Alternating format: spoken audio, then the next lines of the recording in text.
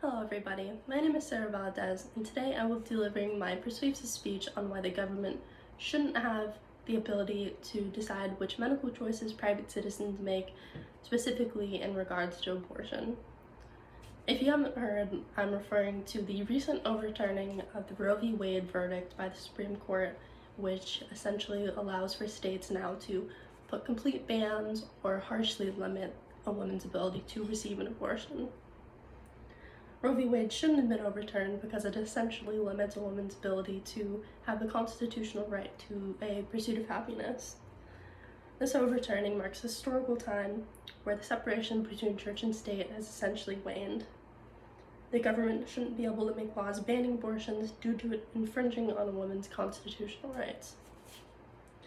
How do we live in a country founded upon freedom when the government is just able to decide that these freedoms are allowed to be recanted upon and revoked?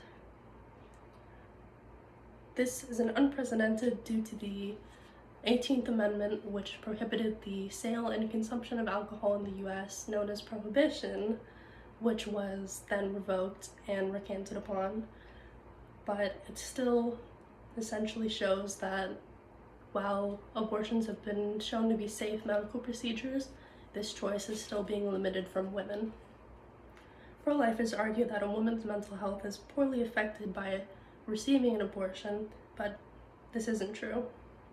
Statistics by Planned Parenthood South Texas confirm that women denied abortions experience a higher amount of anxiety and a lower amount of life satisfaction compared to women who actually receive an abortion. Another argument against abortions is the idea that it is an unsafe medical procedure.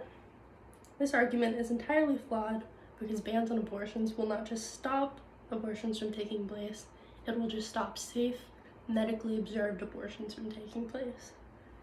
According to Amnesty International, they found that unsafe abortions were the third leading cause of maternal mortality rates, specifically in countries which had limits on abortions or outright bans on abortions. Also, according to Amnesty International, a quarter of pregnancies in the US end in abortion, meaning that due to the ban on abortion, maternal mortality rates will essentially skyrocket because while women will not be legally allowed to receive an abortion, they will find a way to do what must be done.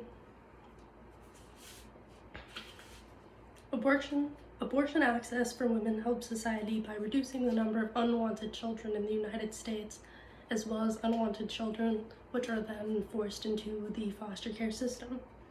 A study by the World Health Organization found that the denial of abortion decreases a woman's likelihood of pursuing a higher education or being able to join the workforce and receive a high-paying job. A woman's future is therefore limited by this ban. Pro-lifers say that women are less happy after receiving an abortion, which is completely untrue. A study by the Journal of Happiness found that women are actually, that report with preliminary studies having been unhappy before receiving the abortion will subsequently sometimes still report being unhappy after receiving the abortion, which shows that that unhappiness and that low life satisfaction was unrelated to receiving an abortion. The final argument is the idea that abortion providers push abortions as the only option for women for financial gain.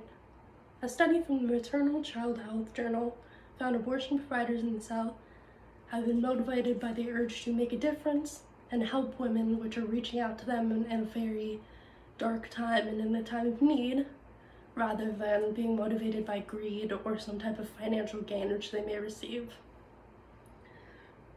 These abortion providers are faced with backlash by protesters and being screamed at and yelled at even on a daily basis when they're just trying to go to work, which has shown that they report trauma as well as poor mental health due to this, and therefore they're just trying to do this out of the kindness of their heart rather than any form of financial gain. Finally, I would like to conclude my speech by acknowledging those with differing opinions from myself. The survey that I conducted found that 60% of the class stated that it was against their religion for women to get abortions, but an additional 60% also reported that it was not up to the government to decide whether or not women should be allowed to receive abortions. I think that this shows that while we may disagree, we all generally have an idea that people in general deserve personal freedoms in terms of what they do to themselves medically, as well as which operations and procedures which they choose to receive, and the government shouldn't infringe upon that privacy, which we all have a freedom as Americans to have. I would like to also restate my points, which are the idea that unwanted pregnancies essentially just result in more children in the foster care system, and abortions are safe healthcare which women deserve the right to have regardless of why they want to receive an abortion.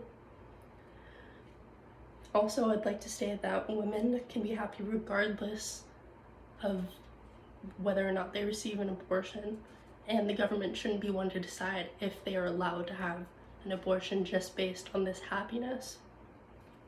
I'd like to make a call to action to the Supreme Court to state that women do deserve the right to an abortion and that Roe v. Wade should be reinstated. Thank you.